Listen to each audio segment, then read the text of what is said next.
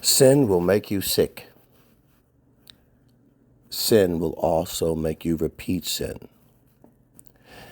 Righteous actions will make you healthy, will heal you quicker, and a righteous act will make you repeat a righteous act. I repeat that. Sin will make you sick, and sin will make you repeat sin. Righteous will make you healthy or will heal you from being sick and make you repeat righteousness. When you do a good thing, you do a good thing even more.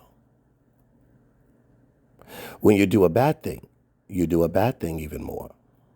When you do a good thing, it has repercussions that reverberate and echo throughout your life, which is why righteousness is through 1,000 generations and wickedness is through only a few generations.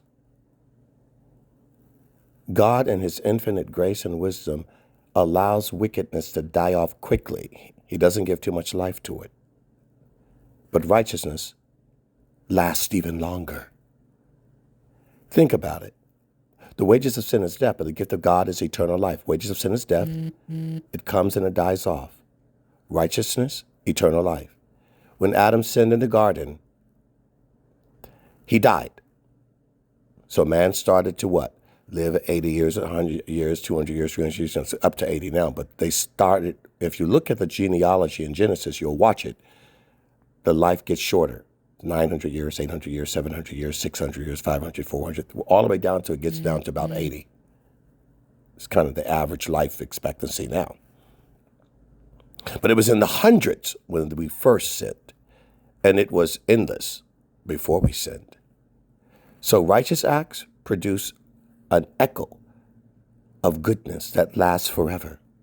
Wickedness, a few generations. A few generations.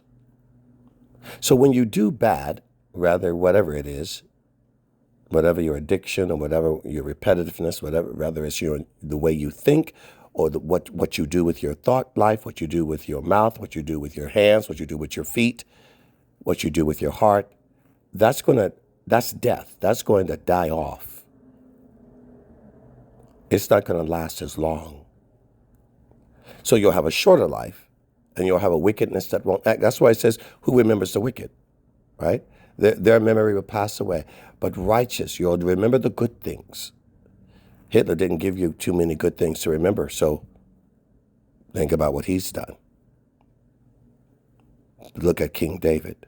Look at Moses. Look at Gideon. Look at Joseph. Look at Jeremiah. Look at Ezekiel. Look at Gandhi. Look at Reverend Martin Luther King. We talk about people that do righteous. The world still talks about Plato. He was pretty righteous. Socrates was pretty righteous. We're still talking about them.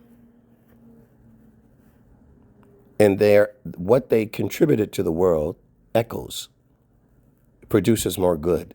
And there's an eternal reverberation of that. Wicked men are not celebrated.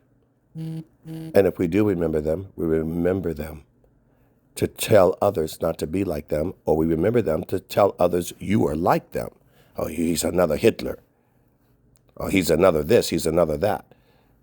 We remember the echoes of what not to be. But when you do good, it replicates and it multiplies. It's a multiplier. It's a multiplier. Wickedness, like lies, they're not sustainable. They hurt and they do damage, but it's not a long damage. That's why it's always more beneficial to be truthful without deceit and be righteous. It will echo. It has great life. And it has great repercussions.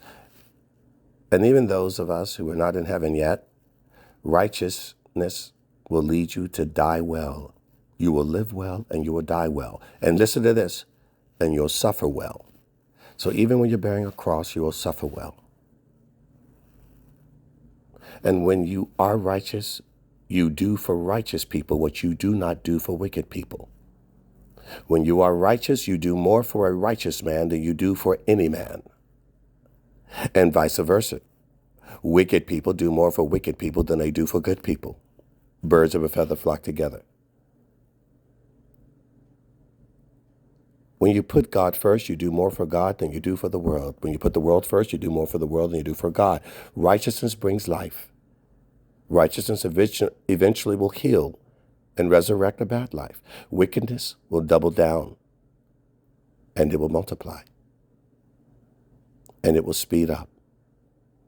And even if you suffer, you will not suffer well in wickedness, because there's no peace. That's the parable of the man that died and finally woke up, but he woke up in his wickedness. There was no peace. Whereas the man who suffered on earth, died, was in the bosom of Abraham, woke up in peace and righteousness. So multiply righteousness. And whether you do it or not, righteousness will multiply itself. Wickedness will multiply itself. And when you allow wickedness in your life, you're going to start to see the dominoes of everything that knows you and everything that touches you begin to fall. But it's not compared to what will happen when you die. It's even worse. And when you're righteous, you'll see the good repercussions and reverberation and echo of the effects of the people that know you and what happens when you pass away. This day you shall be with me in paradise. So live righteous and watch it multiply.